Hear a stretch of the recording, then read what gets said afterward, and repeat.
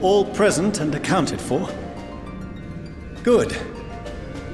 As you will have heard, the Ark is ready. All that remains is to board and be on your way. I've seen my fair share of tight schedules, but this was bloody murder. But we did it. We finished the ship. It's safe, fit for purpose, and looks good to boot. Aye, it's a Garland through and through. I really don't know what we'd do without you. Thank you for everything. Don't mention it. Ever since that episode with Omega, I've been toying with the idea of starfaring vessels. And as they say, necessity is the mother of invention. We've learned a lot, let me tell you. In case you're wondering about payment, the ongoing existence of the world ought to do. But feel free to throw in a colorful recounting of your journey on your return.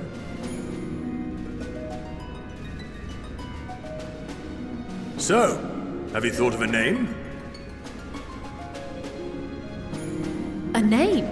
Wasn't everyone just calling it Father's teeny tiny toy boat? Well, seeing as its purpose has changed, I thought a more eloquent name was in order. I suggested as much to Fortuno, who seemed quite amenable to the idea.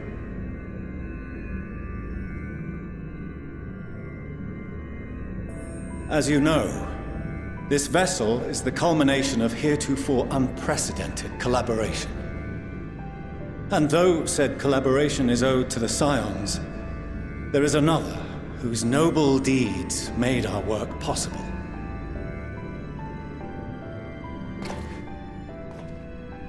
From a fragment of Dalamud, we obtained not only advanced materials such as refined adamantite, but the knowledge to traverse the stars.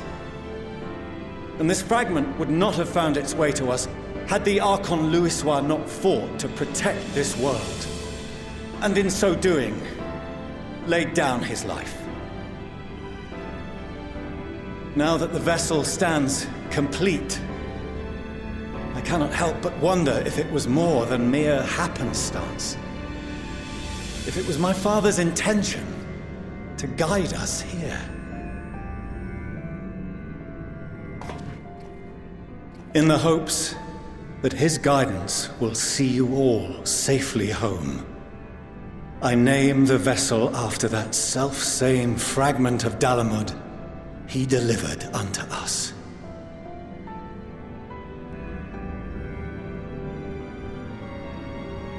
The starship Ragnarok.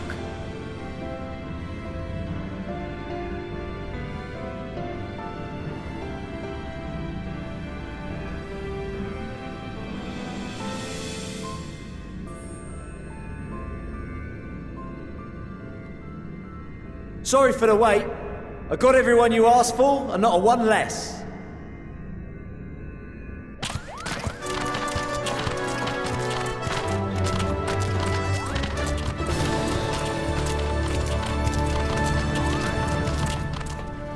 What are you all doing here? Oh, I invited them. The representatives of those tribes with religious inclinations. You've done a fine job of readying the Ragnarok, but for it to take flight, we'll of course need the power of the Mother Crystal. Given its immense size, however, transporting it would be an absolute logistical nightmare, not to mention we'd need to shatter it into tiny shards for feeding to the engines. But a brilliant idea came to me. We convert the crystal's energy into forms that can transport themselves!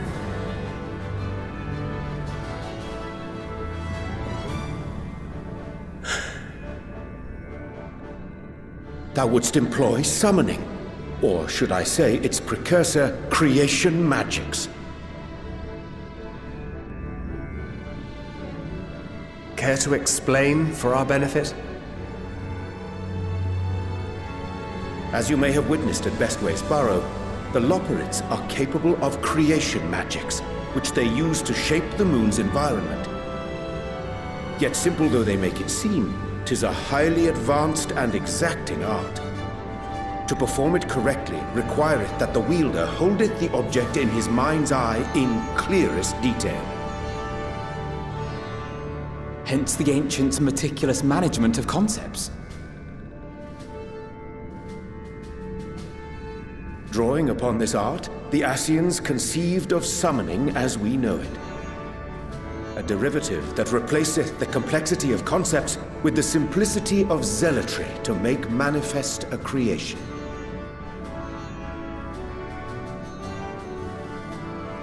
I see. By combining the Loporrit's magics and the tribe's faith, we convert the Mother Crystal into primals of purer form and greater obedience. Summoning as it was intended, one might say. Indeed! Indeed!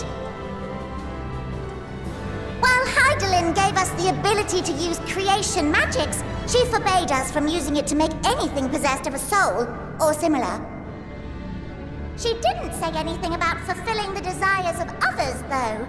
So, borrowing our friend's faith, we'll create deities using the Mother Crystal's power and send them to the Ragnarok! Am I the only one here concerned about the risk of being turned into a tempered minion? Oh, right, I was getting to that. From what I've read in Sharlayan tomes, it appears the Ascians incorporated an additional nasty element into their summoning method. The fervent desire to assimilate others into one's belief. Beings thus created are instilled with the self-same desire and use their powers to enthrall people, starting with the summoner. In contrast, our creation magics, the original and the best, except no substitutes, don't incorporate any of that rubbish, so there's no risk of tempering. I mean, if the being was on the scale of Zodiac, you might feel a little tug, but I think we'll be safe enough.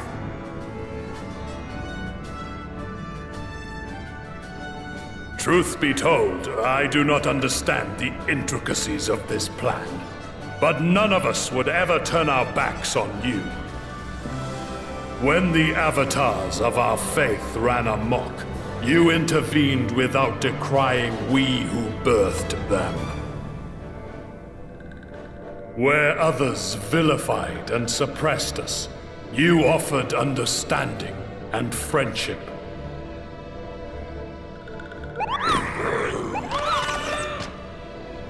In gratitude, we will share with you the true expressions of our gods. Not malevolent deities, but benevolent saviors. Alright, you lot, we're heading to the ethereal sea. Stay in sight, else you're liable to get lost. Lead the way!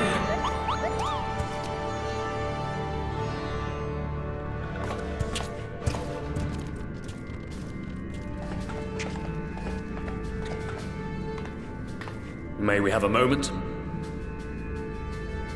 In anticipation of the day man might journey to the stars, we developed these.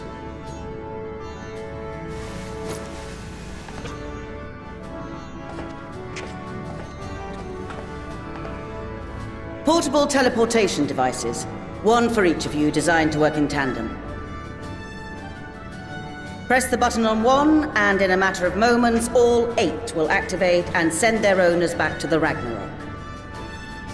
There is no telling what hazards you may encounter. If you find yourself separated or lost, please do not hesitate to use them. Be safe, all of you, and come back.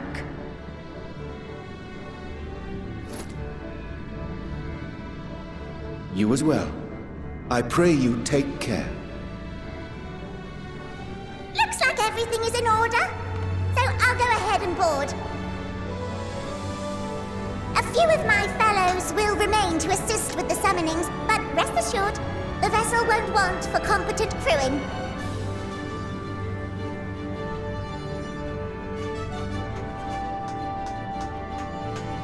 If you are ready, then you should board as well.